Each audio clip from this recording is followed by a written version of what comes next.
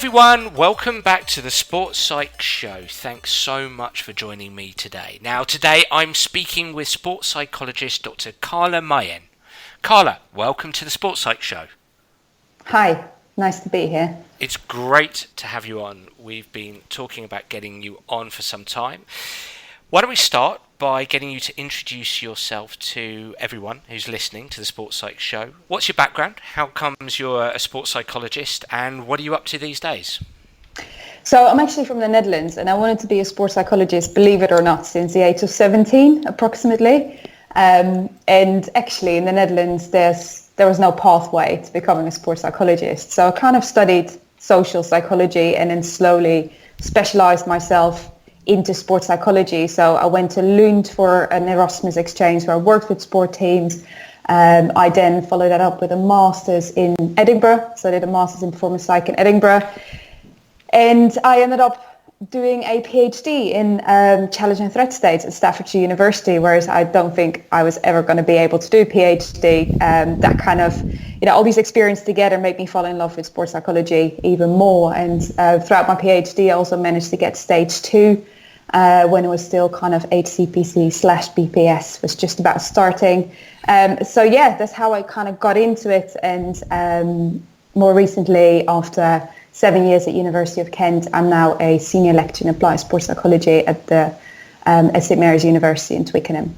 So very much like me, I was one of those teenagers who became interested in sports psychology. I was sort of 15, 16, 17 years old. So it's nice to meet a fellow sports psychology geek. Yes.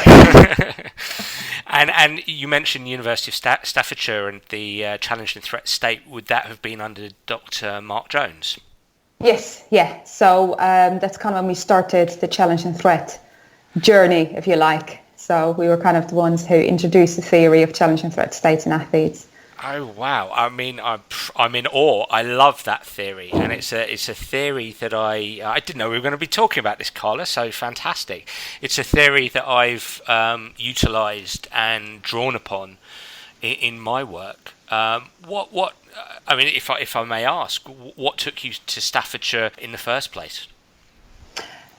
Good question. I just got triggered doing a PhD actually by my supervisor in Lund.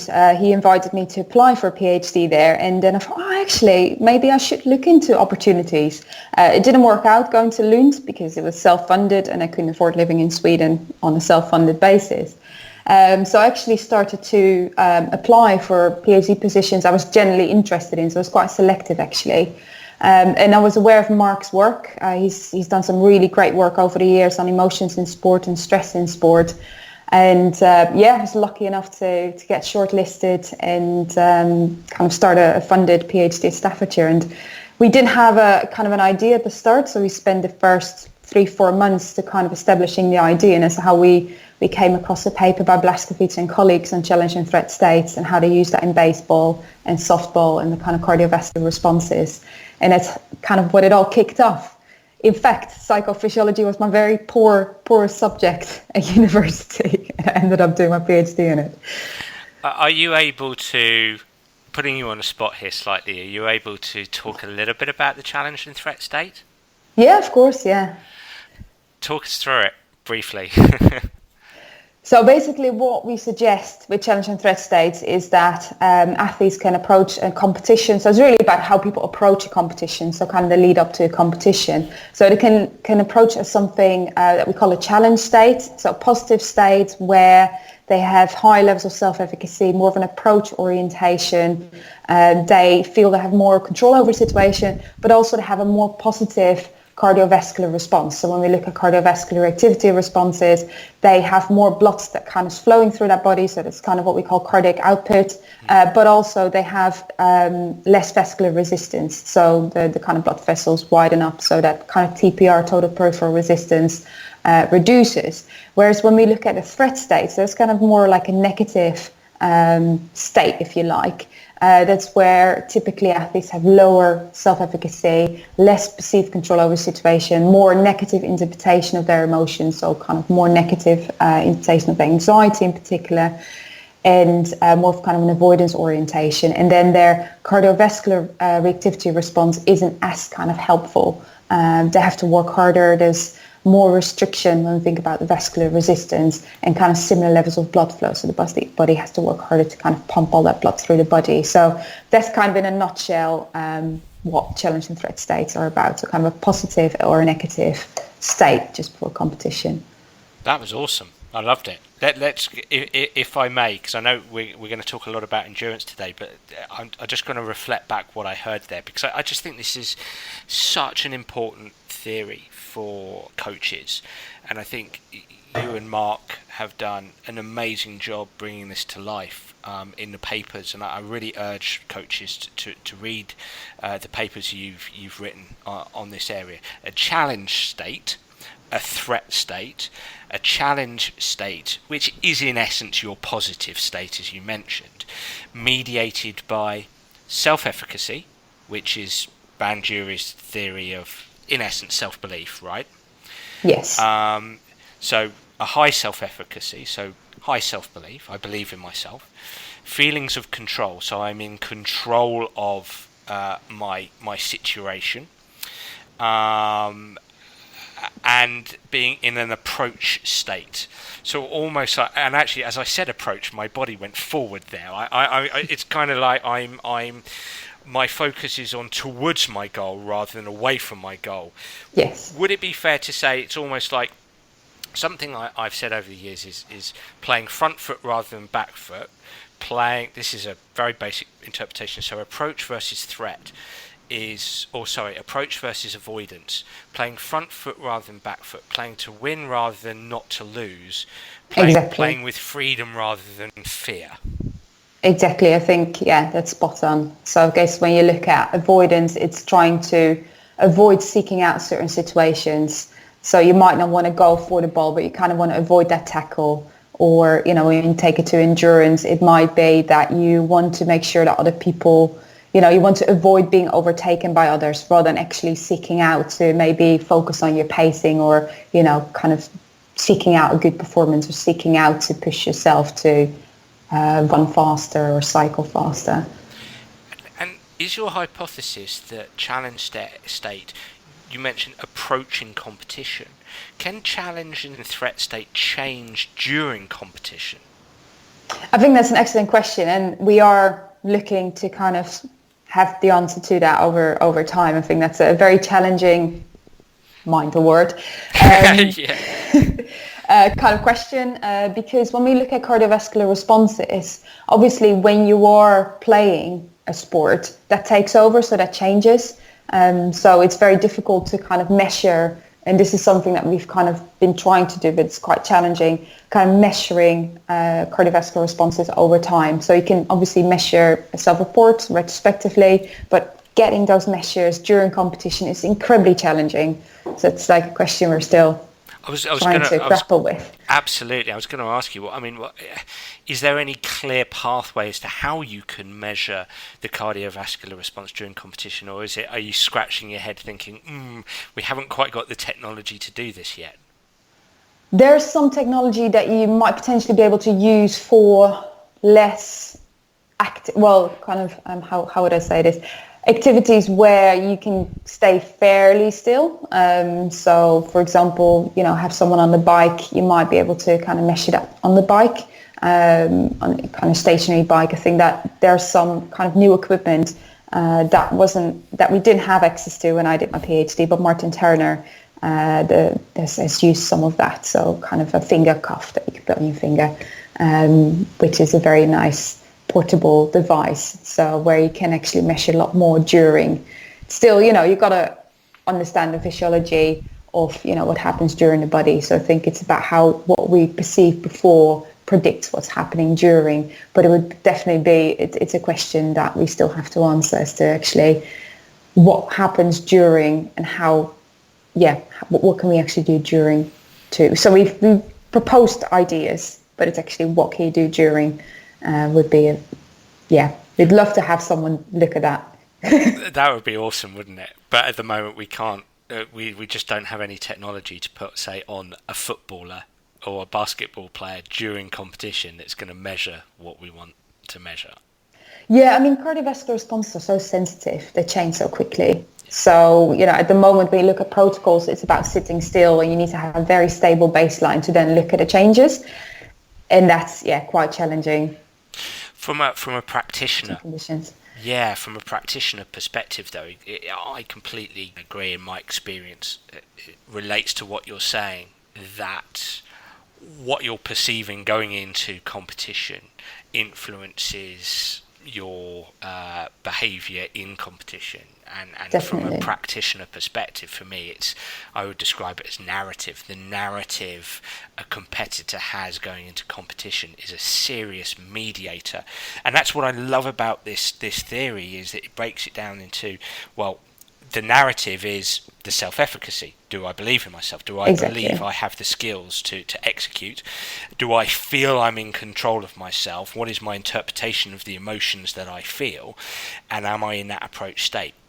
Exactly. Yeah. So I guess for practitioners, some really kind of tools that you can use to work towards those, which I think is a great thing about the theory. And athletes really like the idea of challenge and threat states. It kind of resonates with them. Hugely. It does to me when I reflect back as a golfer. I stood on the first tee in a threat state just about every round of golf that I played in. So that didn't bode well. And just before we move on, I know that you, from a playing in a competitive background, your sport is basketball. So when you think about playing basketball, would you say, do you recognise this challenge and threat state? Oh, definitely, yeah. I mean, yeah, it's something that, you reflect on if you're doing the research and when you're playing. I mean, I do, funnily enough, try to distinguish a little bit when I'm playing, and I try not to be too much of a sports psych. I've always tried to avoid being too prescriptive to coaches or my teammates, because I think it kind of interferes with the team dynamics. Because you're trying to put yourself into a role that maybe, you're not actually focusing on playing. But I think you can definitely use it yourself and reflect on, actually, okay, my self-belief is a little bit off here. What I'm trying to do here is not to miss, rather to make shots. And actually, the way I'm seeing my emotions now is not particularly helpful. So how can I change that? So I do tend to use that kind of before to get myself in a challenge state. So in essence, in your own private world, essentially, rather than spreading the gospel. Yeah, I mean, obviously, if they're interested, I chat about it to my teammates, but it's not something that I want to impose on them. That's my role as a sports psychologist when I work with people. When I play, I want to focus on playing. Absolutely. Now, this year, you have edited a book called Endurance Performance in Sport, Psychological Theory and Interventions. And it seems like you've gathered together some pretty fantastic sports psychs to write about the psychology of endurance sport, endurance performance. Yes, it's been a very exciting journey. We've been working on this bit for a few years. And I think the unique thing about it is it brings together experts in the field, not just from a psychological perspective, but actually have some physiologists in there as well. And it combines the kind of background to what's unique about endurance performance from a psychological perspective, but also what can we actually do? So what are the interventions that we can use? So we try to write it in a way that's accessible to athletes, to coaches, and to academics. So we try to make sure that there are actually some worksheets in there as well that athletes and coaches can use, and practitioners. So it's a sort of real theory to practice book. Exactly, and that's how it's divided, starting with the theory and then kind of moving on to the practice with some real practical applications and tools that athletes can use. Which is so important for, as you say, for athletes, but also for coaches to learn about, and actually important for them to put more meat on the bone and understand the underpinning theories.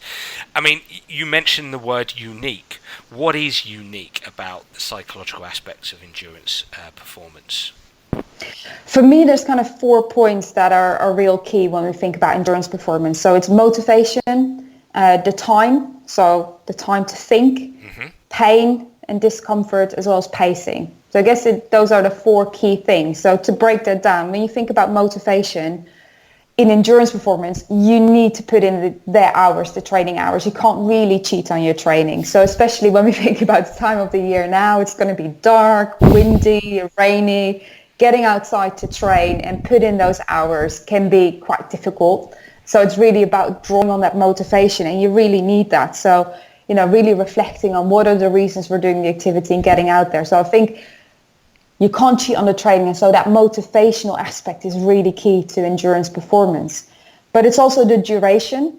So when we think about endurance performance, how we've defined that is kind of this whole body continuous exercise or effort that lasts for at least 75 seconds or longer. So it's continuous, so there's no stop starting. And when you think about it, there's a lot of time to think during endurance exercise.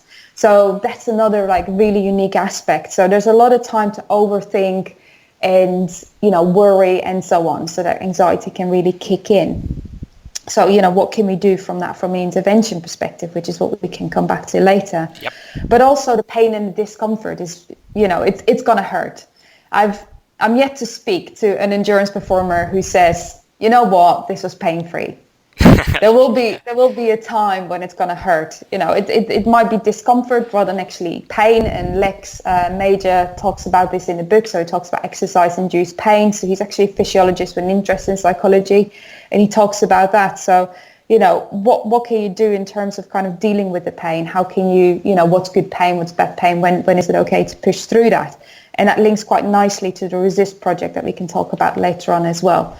And then it's the pacing. So how do you actually get to the finish line, knowing that you've given it all, and that, when you think about an event like the London Marathon, there's so many people at the start, and you might have a pacing plan as to how you're going to, build up your race. But often when it's like a mass participation event like that, you just get caught up in the moment and you stop running your own race. And so that kind of pacing component is so key to endurance, I think, more so than any other kind of type of sport. So those four: motivation, the time to think, pain and pacing, are to me the kind of key components of endurance performance. Now, we can kill two birds with one stone here, because I know that you have set up an initiative with other sports psychs who have contributed chapters in this book and created something called the Resist project, which is about introducing people to the interventions around these four areas. Would I be right in saying that? Yes, so it's actually a project that was funded by the Division of Sport and Exercise Psychology in the first kind of initiative of, they have these research working groups where they want to bring together experts around a theme. And so I thought, okay, let's do endurance. And what can we do that makes that really unique? So Resist actually is a mouthful standing for Research Evaluated Endurance Strategies Intending to Support Training. And we have to give Alistair McCormick credit for this fantastic kind of, coming up with this, bringing it to Resist. Yeah. And it's really about what is it that is behind that urge that you want to stop or slow down beyond what was planned. So those thoughts around, I don't want to keep going, I want to stop. And, we surveyed people. So we had a survey of over 700 participants, I think 760 participants of, combination of recreation all the way to kind of international professional endurance athletes. And 95%, so an overwhelming majority, said that at some stage they kind of reported that urge to stop or slow down beyond what was planned. And that's just fascinating. And they talked about that in terms of, that happened because of the environment, it happened because of thoughts, fatigue sensations, the pacing, the pain. So kind of these aspects that I talked about really came back into reasons why people have those thoughts around the urge to stop or slow down. Really interesting. 95%. I'm impressed with the other 5% who don't have those thoughts. Cause I know. What's your thoughts on that? Do you think that's slightly skewed? Yeah, it was really interesting because we posted a lot of this on Twitter to kind of recruit a lot of people to complete the survey. And some comments were like, well, if you answer no to this, you're a liar. And I was like, oh, wow. That was quite an interesting comment.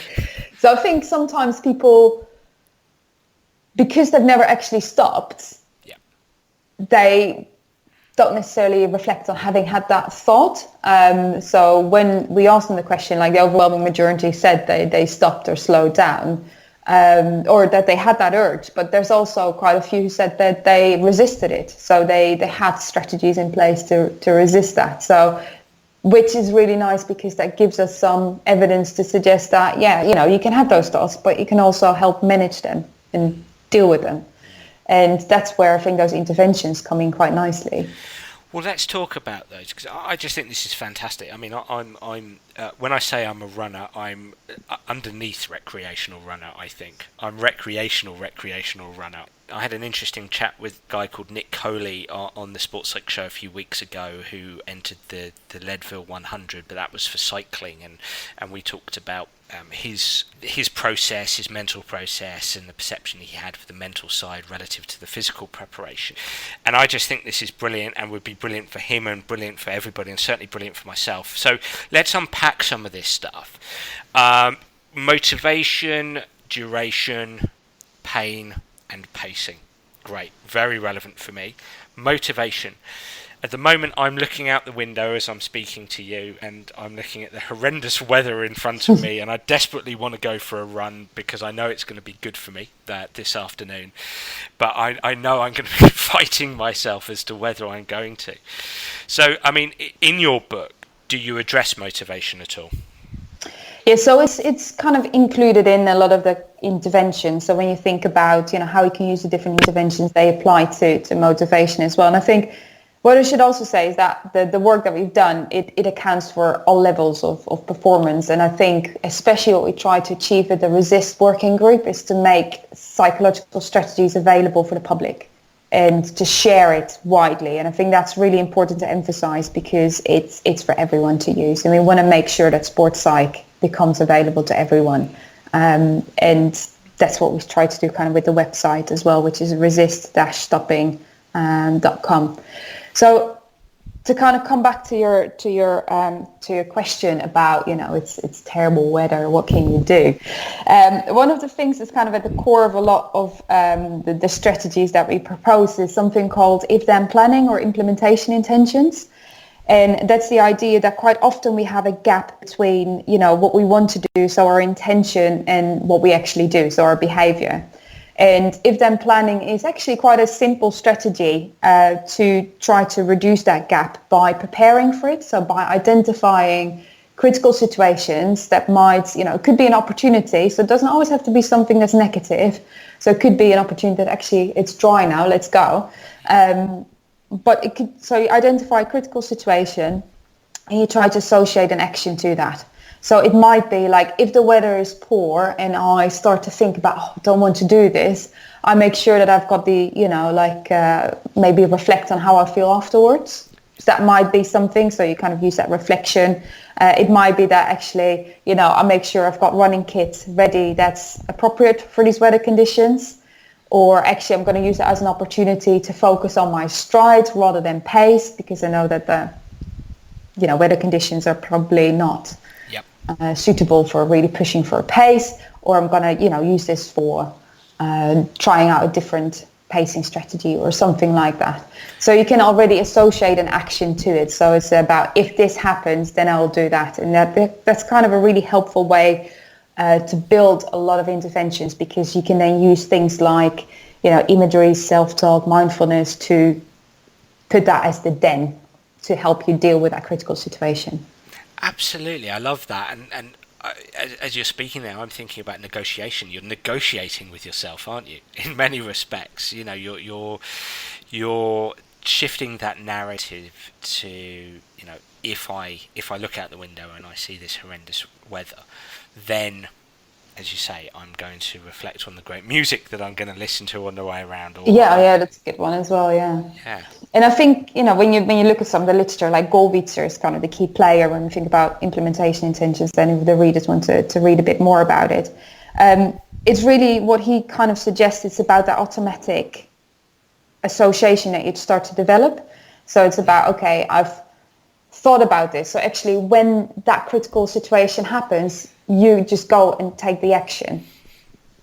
And this is something that's been implementation intentions, if then planning, is very popular in kind of health psychology, but it's only just entering sports psychology. And I think it's a plea for sports psychologists to really start considering how they can incorporate if then planning and implementation intentions into some of the practice. I mean, not a plea, but like for them to maybe consider or read up on it. Yeah, no, I find a big part of my work, Carlo, does revolve around narrative and meaning, or the meaning one creates from narrative, and to be able to, I love that term, implementation intention. Having implementing a new intent or shifting your intent, I think is so important. I love it. I like it. The duration really resonated with me. A lot of time to think, and it strikes me that what you're trying to say there is there's a lot of time to think, and it could well be that a lot of those thoughts can be unhelpful. Yes, potentially. So, obviously there's different strategies that you can use there. Alistair McCormick and Antonius Hadjigeorgiadis, they've written a chapter about self-talk. And I think one of the things I really like about that chapter, and it's also on the Resist website, is the impact approach that they're talking about. So a way of actually implementing self-talk. So how can you use that? So one of the things that it says, so the I stands for identify what you want to achieve, and then match self-talk to your needs, and then practice different cues consistently, ascertain which cues work best for you, create specific self-talk plans, and then train self-talk plans to perfection. So what that means, if you have maybe those negative thoughts that might appear, then kind of going back to the impact idea might help you to counter some of those. So kind of, help you focus on those thoughts rather than focus too much on the negative thoughts. I'm a big fan of self-talk.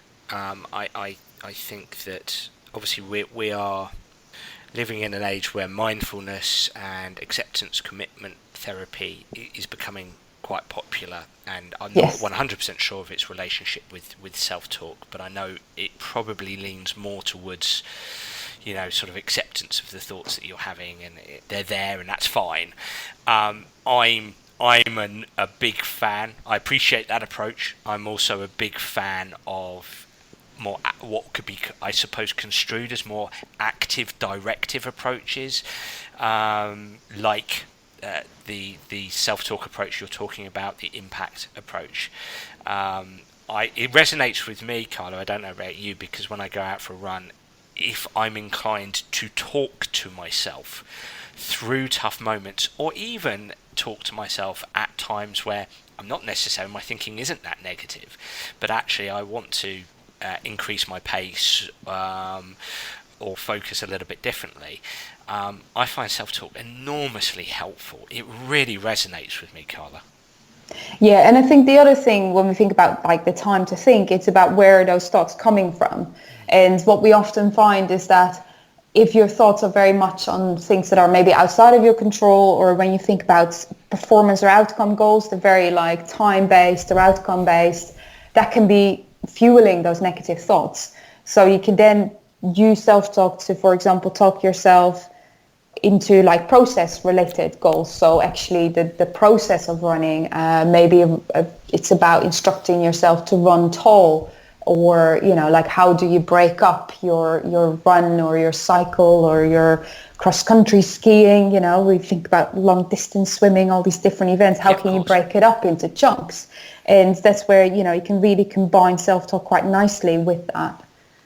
Massively, and it reminds me of a story, and I've probably said this story a few times on the Sports Site show, but the Paula Radcliffe story when she broke the marathon record shattered it by about 5 minutes. It was something like 2003, and how she had described passing Tower Bridge for the second time, and knowing that she had only half an hour to go, and she was racked in pain, that word again, pain, and she managed to displace or substitute the pain, as we might say, by counting her steps, by 1, 2, 3, 4, just counting her steps, and For me, that's a process focus. It's a form of self-talk, I suppose. I'm talking to myself. I'm talking my way through here.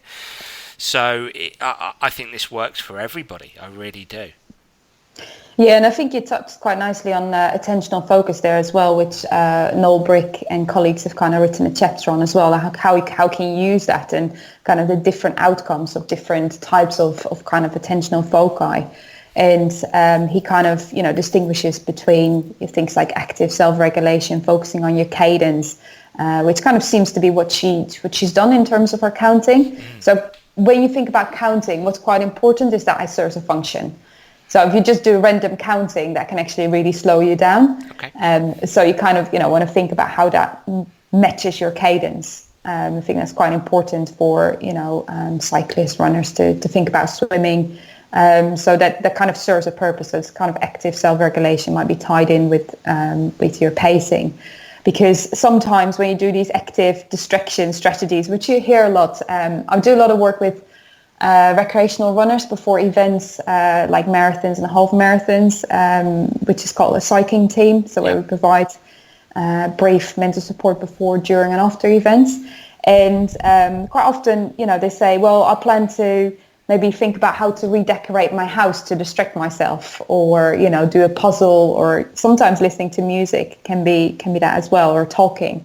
And that can actually be really helpful in terms of distracting yourself and kind of moving your mind away from the pain. The downside of it, as kind of Noel describes in his chapter, is that it does tend to slow people down, as kind of what the research suggests. So it depends what your focus is. Like, not everyone is focused on kind of, performance and having a particular time, but it's more kind of, making sure you get to the finish line. So it's just about choosing those strategies in line with what your kind of goals are and your aims. Yeah, I love that, and I wouldn't necessarily say I hadn't considered that before, but it certainly isn't always at the forefront of my mind when I speak about this stuff, in terms of relating the technique to something that's relevant for performance, if that's your inclination. So as you say there, if we take the Paula Radcliffe example, she's not just sort of saying to herself 1, 2, 3, 4 in relation to the pace just for the sake of it and just to displace the pain. As you say, it probably serves a function as well, a positive function to help her performance.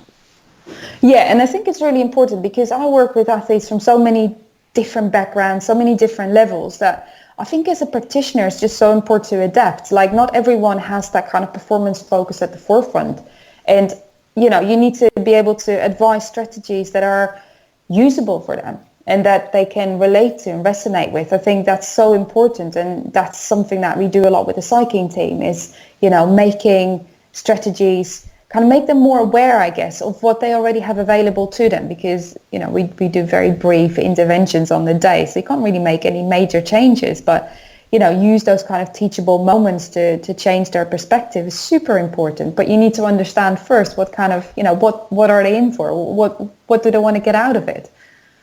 On this cycling team, I'm fascinated because I've never been involved with the cycling team.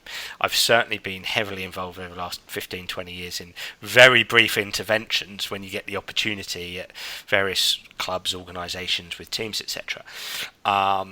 But with the cycling team, I mean, how long might you have with an individual or group of individuals typically within the cycling team? Oh, a few minutes of that. Yeah. So just to give you an example, the most recent one we did was at the Richmond Run Fest in September. Okay. And it's actually something for our listeners who are not aware of it. So cycling teams originated in America, where they wanted to give psychology away to the public, so to those who normally don't have access to kind of psychology. So it's really for the masses, for mass participation events. And the cycling team consists usually of those in training and at least one or two kind of experienced sports psychs. And what you do at the start, you're there usually, if you're lucky, it's a big event and there's an expo a couple of days before, but you're there at the start. So you maybe arrive 1 or 2 hours before the start when the kind of doors open. And you kind of walk around and start talking to runners about, how are they feeling about the race. And you usually only have a few minutes because, they're doing their warm-up, they're getting ready. And quite often, when you ask them, okay, so, what are you running, the half marathon or the full marathon? How are you feeling about it? It's very common to get questions like worried, really don't know what to expect. A lot of first timers we tend to kind of speak to is like, I just don't know when the pain's going to hit me, and I'm a bit scared of when the pain will hit me. So you'd only have a few moments with them. So what we tend to do is then ask them questions, okay, how's your training been? And really try to draw on their kind of training experiences. And one of the things that we have are bits of finish line ribbon. And we tend to say, okay, there's 2 rules associated to this. And one of them is to get it across the finish line. And then it's something they can put like on their shirt. And so the second thing is to associate a mantra to it, or like a message that resonated with them from the conversation you had. So that's kind of, you do the implementation intentions in a way, don't you? Because you try to identify the critical situation, associate something to it that they can use during the race, and you then give them a kind of something to remind themselves of that message. And you do that in a few minutes, if that. Sometimes there's a little bit more time, but it tends to be just a few minutes, so really brief snapshots. Yeah, and that's a skill in itself, isn't it? Because as you're speaking, I'm just reflecting, and I'm thinking, as a practitioner, you've got to be careful with the questions you ask, because Exactly. you're trained to ask open-ended questions, and I'm not saying you wouldn't in that scenario.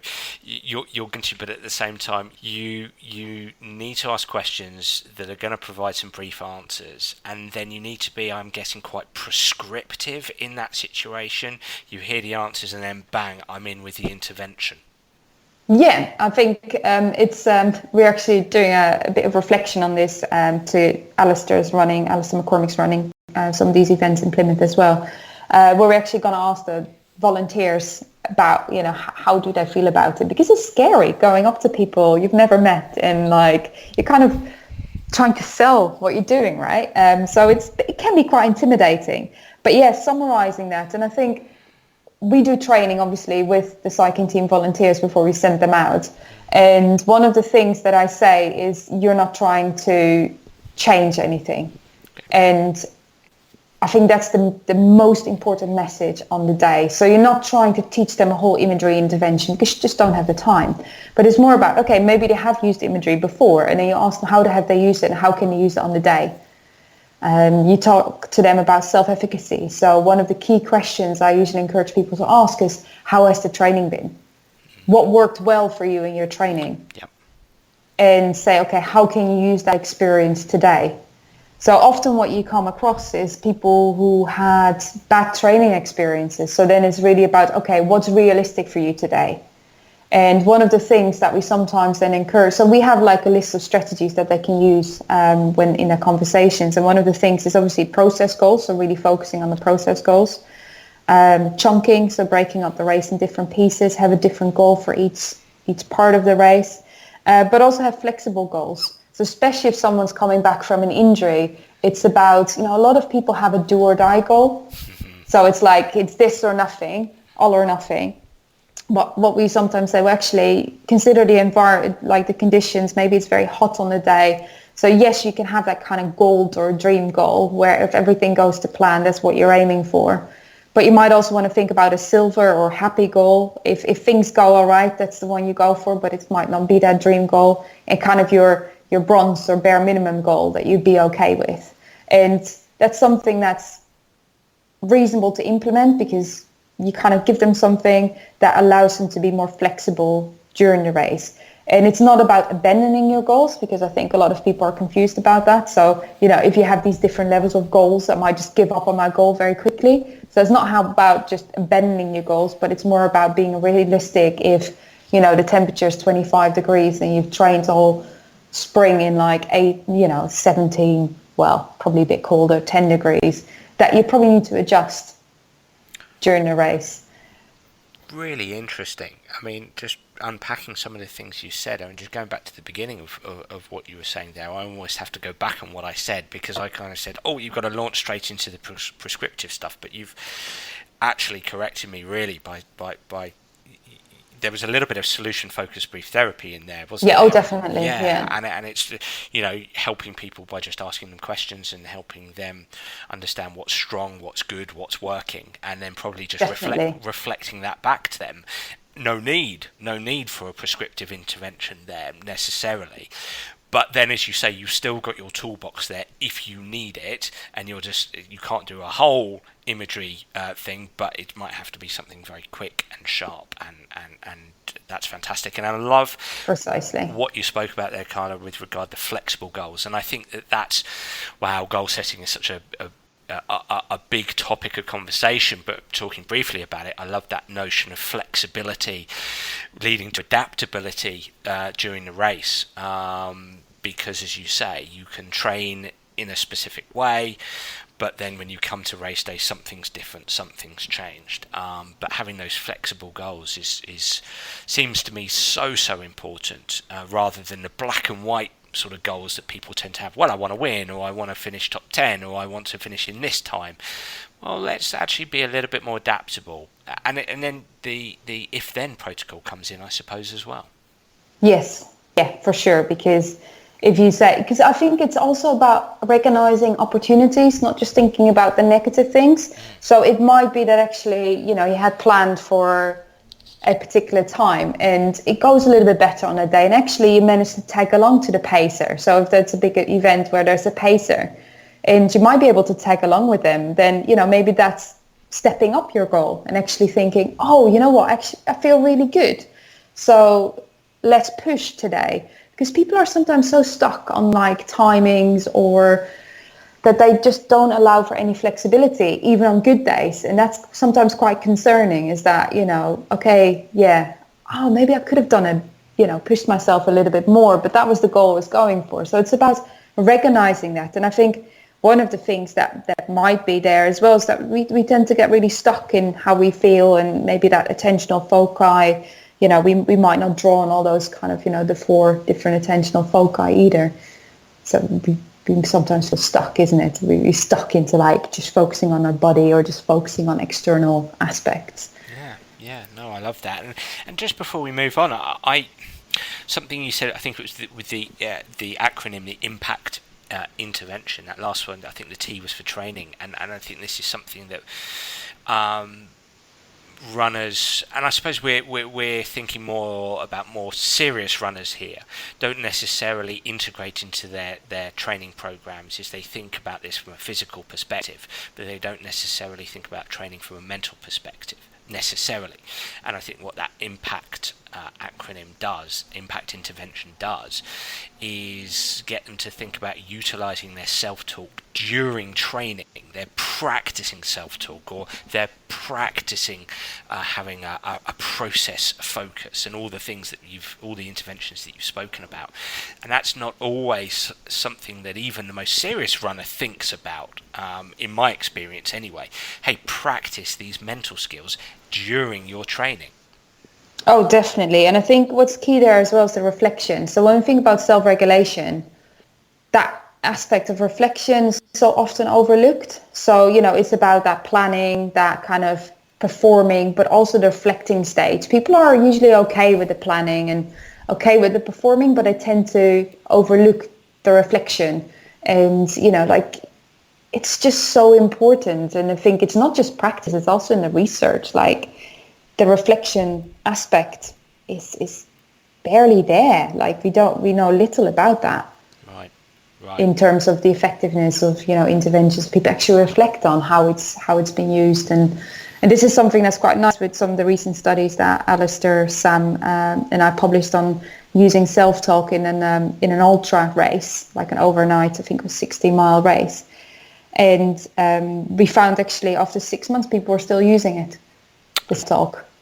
But it's important to ask people that afterwards.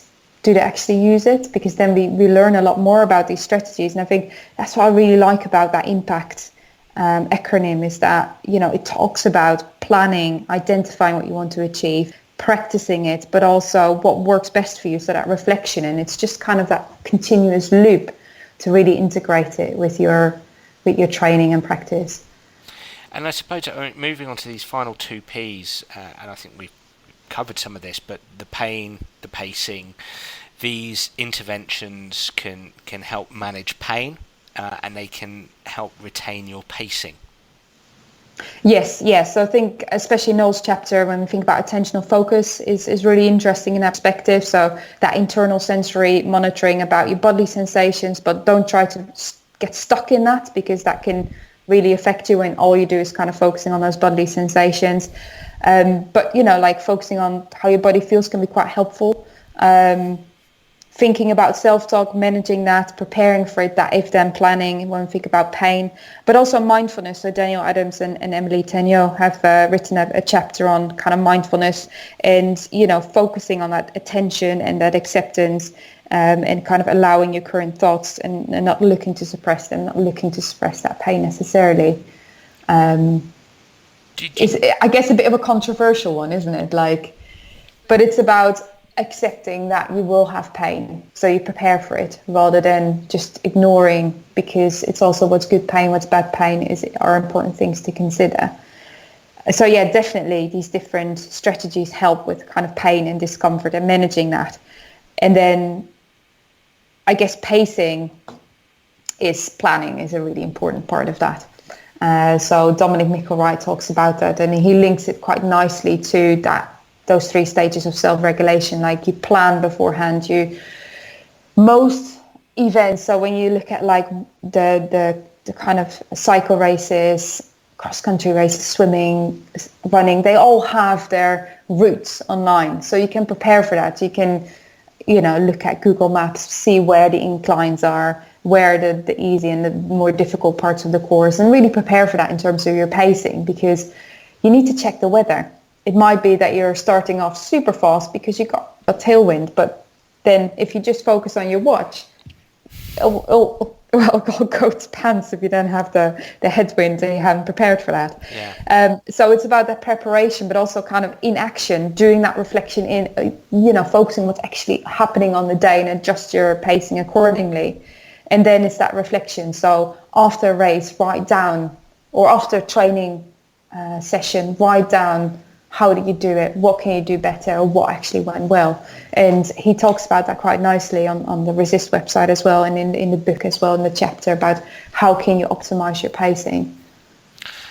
That, dwelling on that pacing, it must be so easy to get caught up with other runners, especially if you're a regular runner and a competitive runner, and you've got runners in the field that comparison, that social comparison, almost feels like an unconscious process.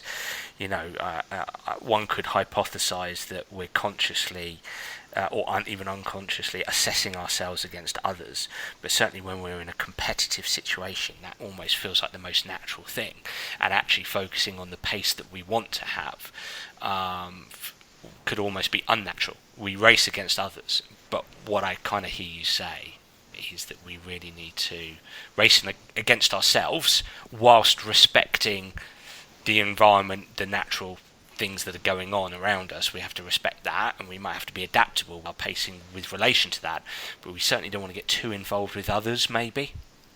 Yeah, exactly. I mean, you don't know how their preparation has been. Maybe they had an awful week where they had, a cold, and actually they're going off a lot slower, or they might have changed their race plan for that particular event.